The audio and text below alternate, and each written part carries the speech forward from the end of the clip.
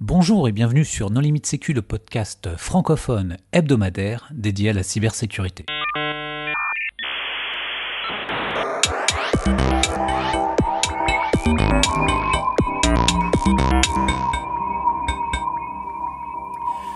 Alors aujourd'hui, nous allons parler de l'Intercert France avec deux invités, Frédéric Lebastard. Bonjour Frédéric.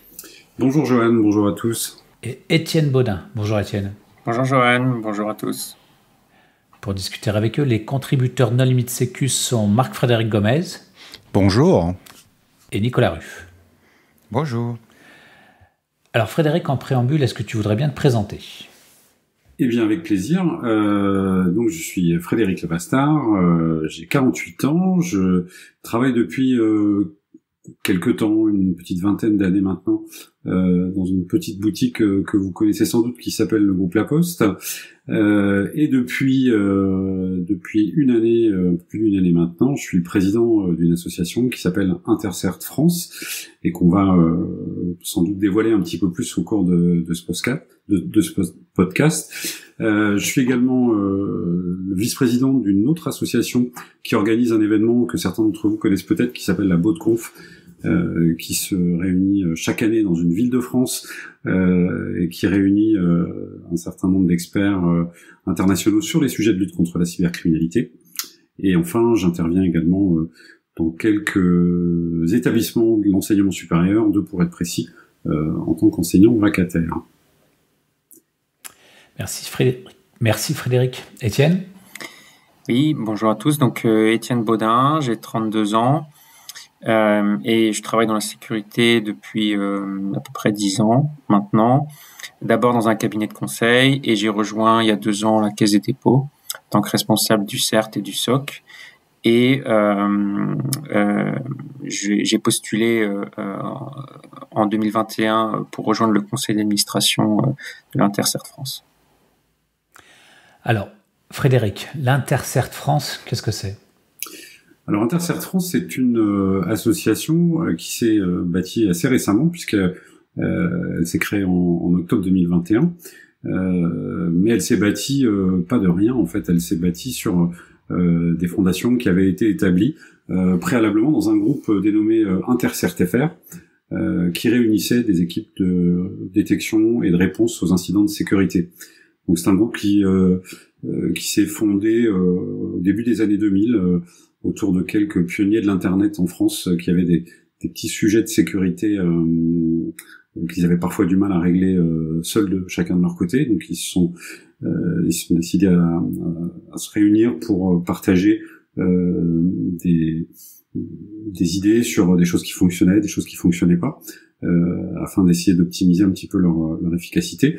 Moi, j'ai rejoint ce groupe en 2012. On était à l'époque la 10e équipe à rejoindre ce groupe. Ce groupe a continué à se développer. En 2019, nous étions une trentaine environ d'équipes. Et puis progressivement, avec le nombre de participants de plus en plus important, est apparue la nécessité de se doter d'une personnalité juridique, d'une personnalité morale pour ce groupe qui n'en avait pas jusqu'alors. Et le groupe a donc lancé un programme qu'on a appelé le groupe de travail de transformation, qui visait donc à constituer une association réunissant les membres du groupe en question. Donc ce groupe de travail a produit les effets attendus, puisque donc en octobre 2021 l'association a vu le jour. Son siège est basé d'ailleurs au campus cyber à la Défense à Paris, et réunit donc depuis aujourd'hui 80 équipes au sein de ses membres, hein. Donc ça représente plus de 500 experts qui contribuent aux échanges du groupe. Et puis on aura sans doute l'occasion de dévoiler un petit peu la nature des échanges, mais ils sont nombreux et prolifiques. Alors, qu'est-ce qui fait que ce groupe a été créé ? Sous quelle impulsion ? Enfin, quelle est la genèse ? Je pense que c'est simplement le besoin d'échanger, en fait, quand on est tout seul, on a une visibilité très très limitée des attaquants, de ce qui se passe autour de nous, et en discutant, en coopérant, finalement, on obtient de l'information qui peut avoir du sens pour nous et pour chacun de nos partenaires aussi. Et donc, je pense que c'est ce besoin fort d'informations sur la menace qui a mené à des échanges de plus en plus riches. Je voudrais d'ailleurs rebondir sur ce que dit Étienne en illustrant ça avec un fait d'actualité assez récent, c'est la situation que nous avons connue avec ce qui se passe en Ukraine. Dans les premiers jours qui ont vu le développement de ce conflit entre l'Ukraine et la Russie, on a vu apparaître beaucoup de rumeurs sur les impacts potentiels de ce conflit à l'extérieur de la zone géographique dans laquelle il se développait. Et par exemple, pour mon cas, dans le cas de la Poste, on n'observait pas vraiment de signaux d'activité indésirables qui pouvaient être rattachés à ce conflit. Et pourtant, on lisait dans pas mal de médias généralistes et on redoutait d'ailleurs des conséquences sur des intérêts occidentaux liés à ce conflit. Et le fait d'avoir pu justement croiser les observations avec nos homologues et de se rendre compte que finalement eux non plus n'observaient rien chez eux, bah ça nous permet à tous de nous rassurer en se disant que c'est pas parce qu'on n'a pas bien regardé qu'on n'a rien vu, mais c'est parce qu'il se passe pas grand chose associé à cette situation en particulier, et donc ça nous permet de nous concentrer sur les choses utiles et importantes.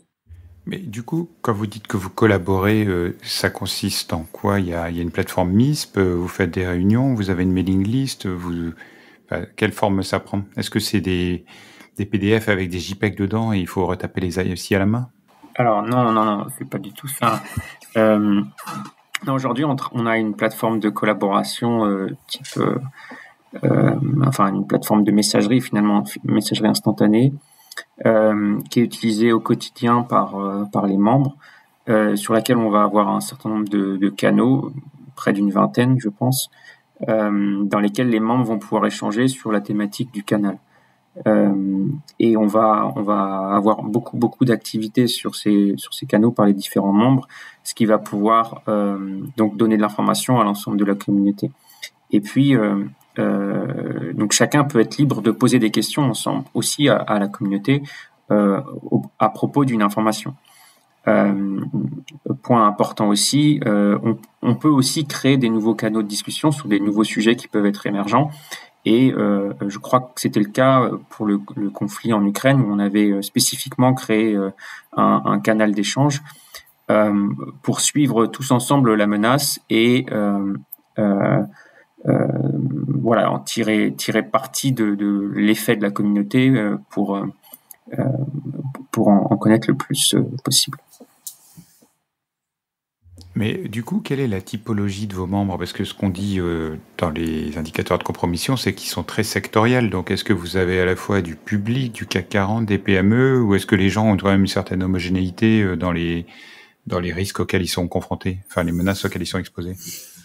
Alors, la liste de membres, elle est, pour ceux qui en ont fait le choix, elle est publique. On peut la consulter sur le site de l'association www.intercert-france.fr.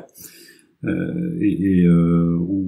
va retrouver en fait trois typologies de membres principalement.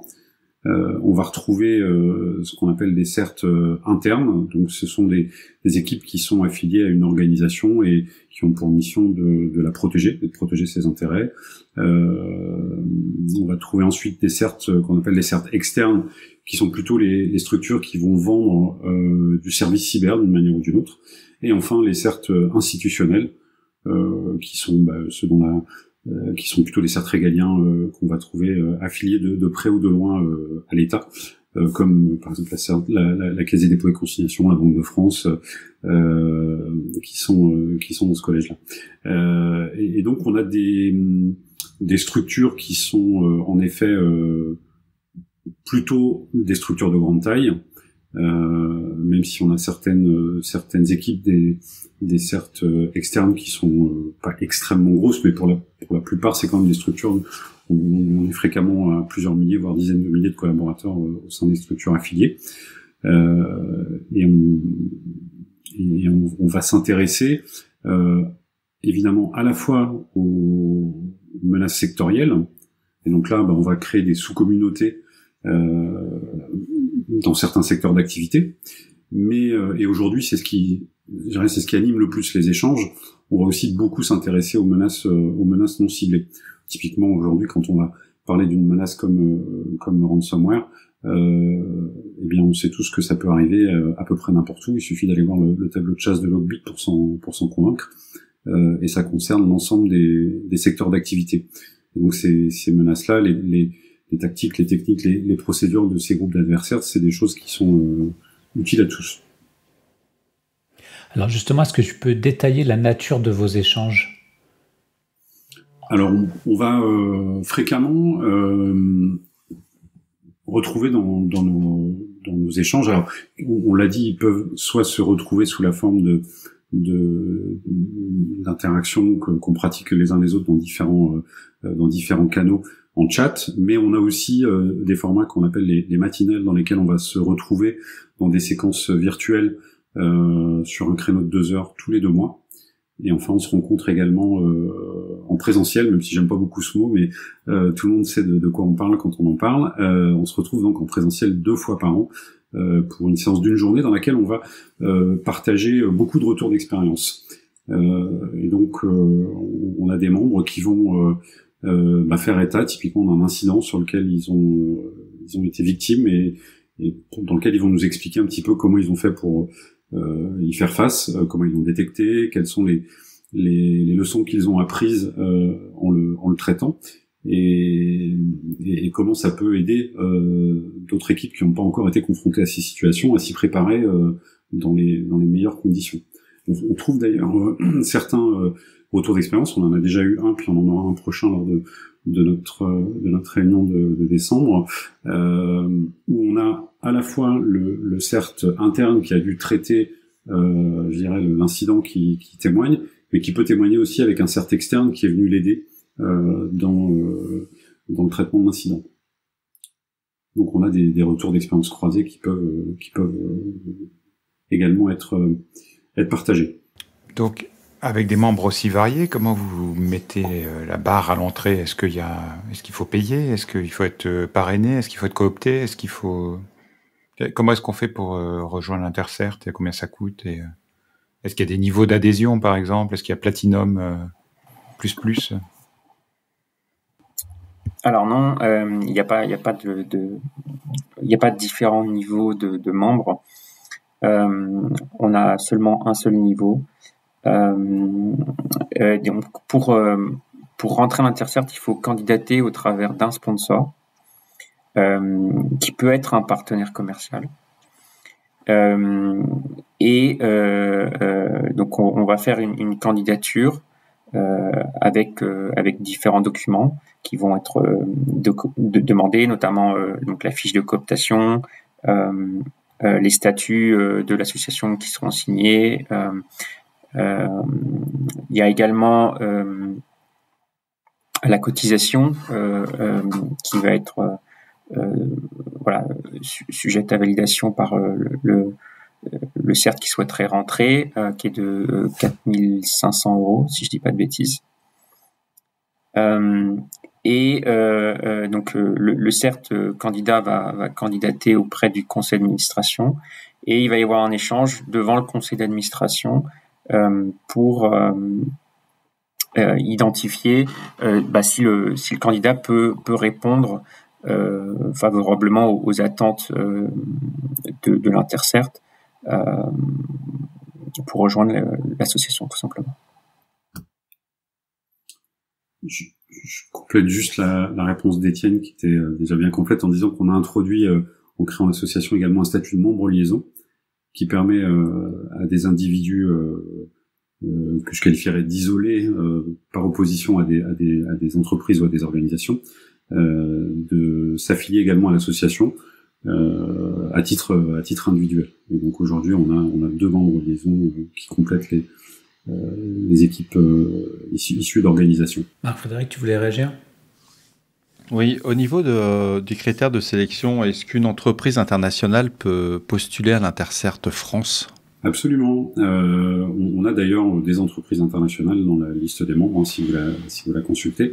La seule condition qui est vérifiée par le conseil d'administration, c'est d'avoir des activités de détection ou de réponse à incidents de sécurité sur le territoire national. Donc on a certaines organisations internationales, effectivement, qui sont affiliées à l'association, pour peu qu'elles aient des activités de détection ou de réponse à incidents sur le territoire national. Et quand tu parlais des membres liaison, c'est-à-dire qu'un chercheur en cybersécurité qui travaille en freelance, il peut postuler à l'Intercert ?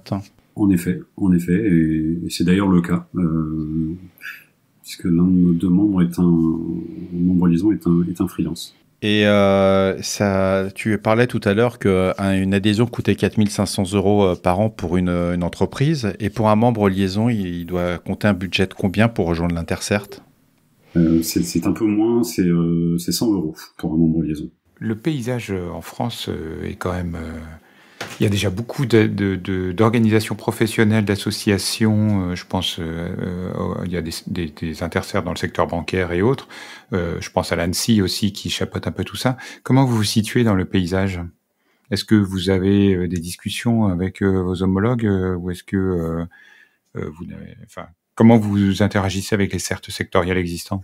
Sur le volet sectoriel, tu évoquais le secteur bancaire. En fait, il est pas vraiment organisé en association.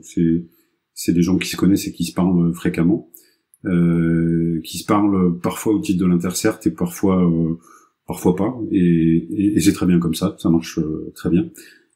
Sur d'autres secteurs d'activité que je connais un peu moins, autant que je sache, ça se passe à peu près de la même manière. Quant aux relations avec l'ANSSI, elle est parfois présente dans ces échanges, parfois pas, et c'est très bien comme ça aussi.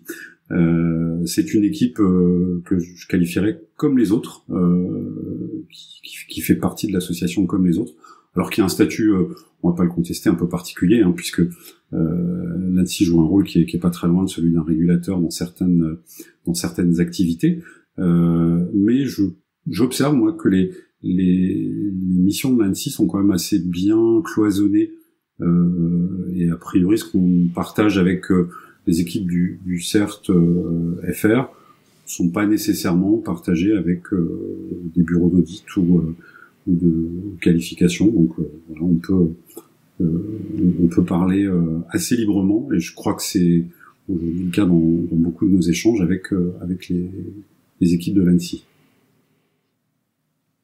Et est-ce que tu utilises au sein de ces échanges les protocoles comme le TLP, le PAP ? Alors le PAP est encore assez nouveau. Il nous sera d'ailleurs présenté très prochainement par l'ANSSI. Le TLP, en effet, est mentionné dans notre charte comme le système de classification de référence. Donc l'Intercert.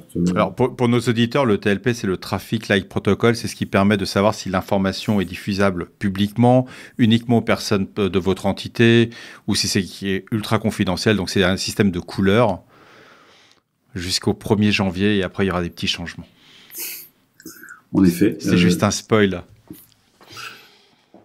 En effet, mais nous appliquons en effet le TLP, puisque le socle des échanges à Intercert France, c'est vraiment la confiance, et il faut que tout soit parfaitement clair pour tout le monde, de savoir avec qui je peux partager l'information que j'obtiens. Est-ce que je peux la partager exclusivement avec mon équipe CERT ? Est-ce que je peux la partager plus largement au sein de mon organisation ? Est-ce que je peux la partager avec des équipes qui seraient pas affiliées à l'association, mais qui sont dans le même secteur d'activité que le mien ? Est-ce que je peux les publier sur Twitter, etc., etc. Donc on applique ce mécanisme de classification d'informations. Et donc en général, ce que vous échangez entre vous, ça reste extrêmement confidentiel, ou c'est de l'information plus générique ? Ça dépend. On peut se retrouver face à de l'information qui est déjà publique, en fait, quand on rééchange entre nous. Donc à ce moment-là, il n'y a pas de souci pour la repartager totalement ouvertement. D'où la classification de l'information. Si on souhaite échanger, par exemple, dans un secteur d'activité bien précis, on va pas faire une réunion à 80. On va se retrouver qu'à quelques personnes et on va expliquer avant d'exposer le problème. Voilà, je souhaite que cet échange reste à un niveau de confidentialité, par exemple, un TLP RED, ça sortira pas de la salle de réunion. Il y aura pas de ça ira le minimum de compte rendu. Et on peut demander à être anonymisé. Il y a quelques années, on a eu un CERT commercial qui a utilisé de l'information qu'il avait entendu à l'Intercert. Et le responsable de ce CERT commercial a été voir son directeur commercial, qui a été voir le DSI de l'entreprise concernée. Il lui a dit, au fait, vous avez eu tel problème, il paraît que ça s'est mal passé. Bon, depuis, ça a permis de bien identifier qui était de confiance ou pas. Et c'est comme dans tout secret, quoi. On ne partage pas des secrets à 80 personnes si c'est vraiment des secrets. Et il n'y a pas de code de missile nucléaire pour ceux qui auraient le petit fantasme de l'Intercert militaire. Un secret, c'est quelque chose qu'on dit à une seule personne à la fois. Bah, c'est pour ça que beaucoup d'échanges, et même au niveau de l'Intercert France, c'est ce qui se fait aussi, c'est qu'avant de faire confiance, vous connaissez les gens. C'est vraiment important d'avoir ce contact humain. Et généralement, quand vous avez des besoins d'information et que vous voulez échanger de l'information, c'est extrêmement rare que vous soyez à plus de entre 5 et 10 personnes, c'est extrêmement rare.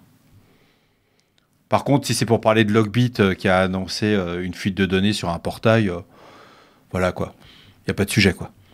Et du coup, à un niveau plus large, comment vous interagissez, je sais pas, avec les CERT des autres pays, le CERT Europe le simple fait que vous utilisez la marque CERT laisse à penser que... Non, ils ont... pardon. La marque est tombée dans le domaine public.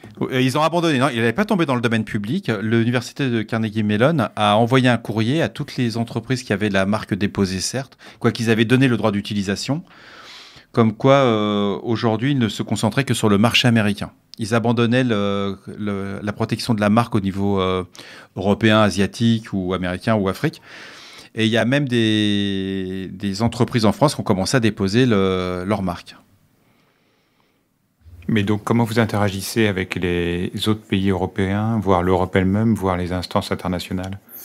Alors pour le moment, l'association est encore assez jeune, puisqu'elle a soufflé sa première bougie en octobre 2022. Et donc notre mission, notre feuille de route, c'est de développer, d'encourager la coopération des équipes qui ont des activités sur le territoire national. Donc c'est vrai qu'on s'est beaucoup concentré là-dessus. Et puis pour ceux, j'en suis certain, qui parmi vous ont déjà trempé un peu dans le milieu associatif, vous savez, quand on monte une association, les premiers pas sont des pas pas toujours très très spectaculaires. Il faut ouvrir un compte en banque, ça prend un petit peu de temps. Il faut recruter du personnel, ça prend aussi un petit peu de temps, trouver des locaux, etc., etc. Donc tout ça, c'est des activités qui sont les toutes premières que nous avons conduites, et nous allons au début de l'année 2023 commencer à développer ces interactions à l'échelle européenne avec un groupement qui s'appelle TEF-CISERT. Donc c'est la Task Force des équipes de réponse aux incidents de sécurité, on va dire à dominante européenne, même si c'est pas exclusivement européen, à dominante européenne, auprès de laquelle on va faire connaître notre existence afin, souhaitons-le, de développer aussi des interactions avec des homologues internationaux. Bon, il faut quand même reconnaître que la majorité des membres font partie. Il y a 2 associations majeures au niveau monde, qui sont la TF-CISERT, le côté européen, et il y a aussi le FIRST, qui est le côté mondial et américain. Et la très grande majorité des membres sont dans une des 2 associations quand même. Donc le pont, il existe déjà par les personnes. Et l'Intercert FR, c'était le précédent de l'Intercert France, était quand même connu. On n'est pas dans un monde inconnu. Il n'y a pas besoin de... c'est-à-dire que les ponts qui se fassent petit à petit, c'est tout à fait... j'entends ce que tu dis, Frédéric, mais il n'y a pas... ça ne va pas faire de changement stratégique au niveau de l'échange d'informations. Alors, si on parle d'échange d'informations, justement, tu parlais tout à l'heure d'une plateforme de messagerie ou messagerie instantanée, sans doute. Est-ce que vous utilisez aussi des outils de partage de données comme MISP ou d'autres? Alors, à l'heure actuelle, c'est pas encore quelque chose qu'on utilise, mais c'est un de nos projets vers lesquels on souhaite avancer. Et à ce titre, l'un des 2 recrutements qu'on a fait cette année est un responsable technique dont l'un des objectifs est de travailler sur cette plateforme technique de partage entre les membres. Et donc, ça sera justement du MISP ou autre chose? Ça reste à décider, ça reste à définir. Pour le moment, l'objectif, c'est juste le partage. Après, la solution technique, c'est moins important finalement. Aujourd'hui, on a quand même une solution française qui s'appelle OpenCTI. Oui, tout à fait, exactement. Ça pourrait être une très bonne solution au problème. Après, je pense qu'il faut se poser et regarder un petit peu les avantages et inconvénients de chaque plateforme et prendre une décision qui soit la plus construite possible. Nicolas évoquait ça s'appelle plus OpenCTI, non, c'est Filigrane maintenant. Ou j'ai raté quelque chose. Non, il me semble que c'était OpenCTI encore. Non, c'est toujours OpenCTI. Je pense, ouais. Et Nicolas évoquait tout à l'heure le partage de fichiers PDF avec des JPEG à l'intérieur, et a priori, on va pas retenir cette option. Pour ça, c'est très sécure. Alors, Filigrane, a priori, semble plutôt être le nom de la société à l'origine du développement d'OpenCTI. Je crois ils ont justement créé cette société récemment pour pouvoir, c'est un peu comme The Hive, quoi, tu vois, c'est pour pouvoir développer, construire autour du produit. Donc, l'Intercert a choisi de se domicilier au campus cyber. Pour vous, qu'est-ce que ça vous apporte? Vous avez beaucoup de membres qui sont présents là-bas. Vous cherchiez à vous rapprocher d'eux, ou vous voulez toucher plus de gens au campus cyber? Vous cherchez à recruter des nouveaux participants? Je pense que le choix du campus cyber, c'était un choix un petit peu naturel. Le campus cyber, il a vocation à être un peu le lieu totem de la cybersécurité en France. Donc, nous, aujourd'hui, auparavant, en tout cas, on n'avait pas de bureau pour nos employés. Et donc, mettre nos employés au campus cyber, ça semblait tout à fait logique, puisque il y a déjà un certain nombre d'entreprises, et dont nos membres, qui sont présents là-bas, et donc qu'on peut voir facilement. À noter aussi que les événements qu'on réalise, on les réalise aussi à l'Intercert, au campus cyber, ce qui facilite la gestion des salles, la gestion de la logistique, ce qui peut être aussi une complexité à part entière. Et donc oui, il y a beaucoup de membres qui ont déjà des bureaux au campus cyber, et donc ça facilite aussi les échanges. Par exemple, le fait de déjeuner avec des membres de l'Intercert, ou alors avec des membres du conseil d'administration ou du bureau de l'Intercert. Tout ça est global au niveau du campus cyber. Je me suis un peu perdu, mais... Non, au contraire, il y a une très bonne transition. Le campus cyber est un lieu central et où il y a des échanges d'idées, on peut trouver des étudiants, des entreprises, des associations. Et au niveau de l'Intercert, ça a du sens, parce que c'est quand même un endroit qui est fédérateur. Et lorsqu'on voit les événements qu'il y a lieu au cybercampus, qu'on le veuille ou non, c'est plein. Alors que s'il faudrait organiser ça dans des salles de réunion ou autres, ça serait beaucoup plus compliqué pour tout le monde. Le campus cyber, finalement, c'est un facilitateur pour les membres, et puis pour nous en tant qu'Intercert, pour échanger, faciliter la coopération entre les membres, ce qui est finalement notre objectif. Et je compléterai en faisant un parallèle avec notre propre raison d'être à Intercert France. Une phrase que j'utilise souvent, c'est de dire qu'on y retrouve ce qu'on y met. C'est-à-dire que si on s'y implique pas beaucoup, on va trouver que c'est pas très intéressant, qu'on retrouve pas grand-chose et finalement on peut s'interroger sur questionner l'utilité de tout ça, et qu'à contrario on a pas mal de témoignages aussi d'équipes qui contribuent beaucoup et qui manifestement y retrouvent de l'intérêt et du sens. Et le campus cyber est, je pense, un peu sur la même ligne, c'est-à-dire que il faut entre guillemets laisser sa chance au produit, l'encourager à se développer pour développer nos coopérations. Messieurs, quelle serait d'après vous la plus-value de rentrer à l'Intercert France ? Je vais pour une équipe de réponse à incident, c'est-à-dire qu'elle est déjà alimentée par pas mal de feeds, elle a pas mal de choses et ok, qu'est-ce qui la ferait venir on a bien compris qu'on était dans un super building, le cybercampus, qui a une très bonne cafétéria, il faut pas l'oublier, et un très beau restaurant au 13e étage. Et c'est pas suffisant. Alors je connais pas ce restaurant, donc je pourrais pas commenter. Et on y retrouve nos membres deux fois dans l'année, donc c'est pas non plus le quotidien pour nous. Mais je partirai un peu plus sérieusement sur deux exemples que je voudrais partager pour illustrer l'intérêt. Le premier, c'est un de nos membres qui se lance dans un appel d'offres à la recherche d'une solution d'EDR, donc une solution de protection des terminaux pour son organisation. Il a deux choix. Il peut soit aller chercher un cabinet bien connu pour ses cadrans un peu magiques, qui va pour un minimum de 100 000 euros, parce que c'est le ticket d'entrée du conseil de cet organisme, lui proposer des solutions adaptées à son besoin.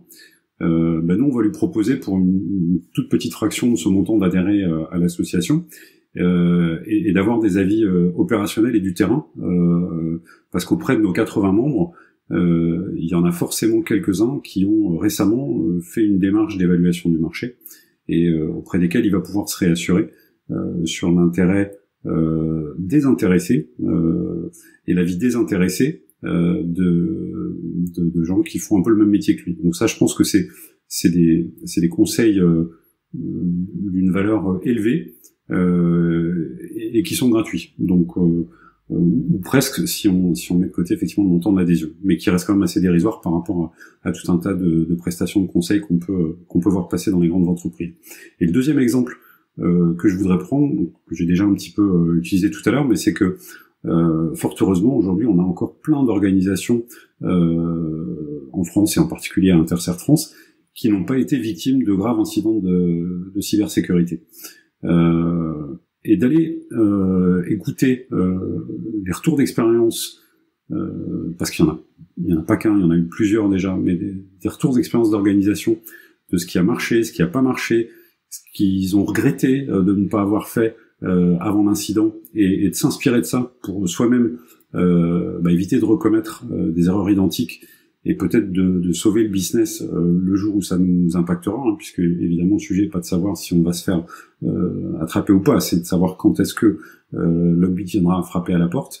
Et bien si on est un peu mieux préparé ce jour-là, je pense qu'on peut très largement trouver de l'intérêt à rejoindre ce collectif.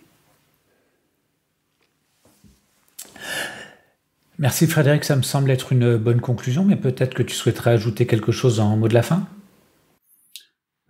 Écoutez, le mot de la fin, j'espère qu'on aura réussi avec Étienne à vous faire passer cet intérêt, pour reprendre une formule un peu tordue que j'ai utilisée juste avant, cet intérêt désintéressé que nous avons pour la coopération. C'est un intérêt qui est sincère, on est bénévoles tous les deux, on fait ça sur notre temps libre,